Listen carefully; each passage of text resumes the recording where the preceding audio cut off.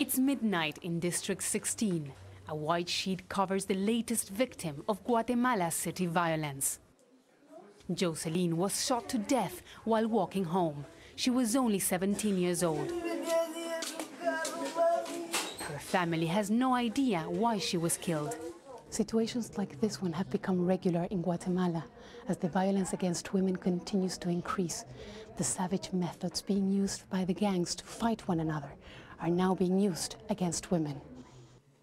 Gang-related violence has increased sharply here in recent years as drug trafficking took hold across the country.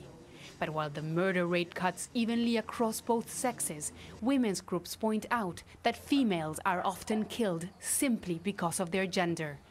In 2007, over 700 women and girls were murdered. Odilia Sanchez Niz was raped and killed by 3 men, hoping to get a promotion in their gang. She was only 3 years old. 2 of her killers were stoned to death by the community and then set on fire. Afraid of the revenge, her family fled town and now are hiding in this small house in the capital.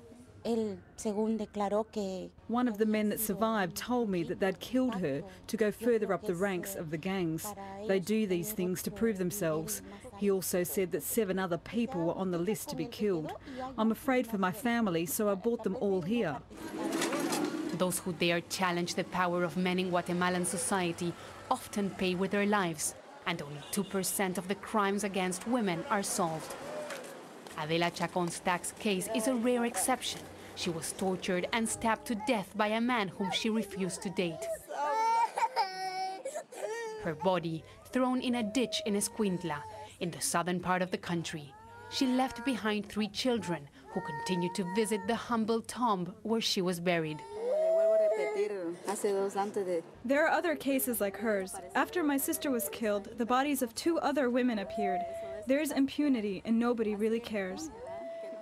We went along with her family to see her accused killer face trial.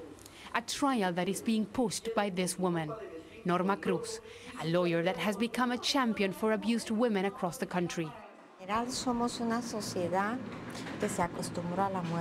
We are a society that has gotten used to death.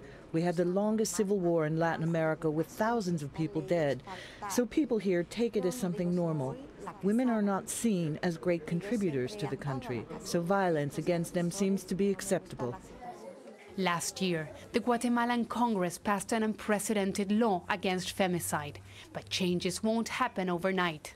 Meanwhile, women here continue to suffer the consequences of a society where they are threatened simply because of their gender. Teresa Bo, Al Jazeera, Guatemala City.